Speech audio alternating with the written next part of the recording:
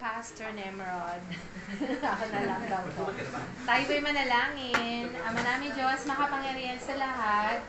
We thank you, we praise you for this wonderful day that you've given us. Thank you, Father God, sa maghapon po na iningatan niyo ang bawat isa. Inalagaan niyo kami, Panginoon. Hindi po ninyo inalaw na mayroon pong mangyari na masama sa bawat isa. Salamat din po sa katuwaan at sa mga biyaya, pagpapala na tinatanggap ng bawat isa, ng bawat pamilya namin. At yun palang, Panginoon, na kalusugan ng bawat isa, lalong-lalo na kay Auntie Bina, Panginoon, lagi pa rin namin siyang kasamang malusog, masaya, ay napakalaking blessing, Panginoon, na magkasama-sama. At lalo ngayon, Panginoon, as we celebrate this very special day, si Uncle Alan ng kanyang 41st birthday.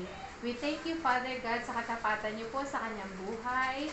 He's been through a lot, but we've seen, oh Lord, how you prospered him, how you bless his life, how you took good care of him and his family. At ngayon nga, makakatikim kami ng blessing from you through this family. Thank you, Lord. Nawa ay i-bless niyo po at i-grant yung mga desires ng puso niya, kanila ni Ate Joanna, sa kanilang buong family.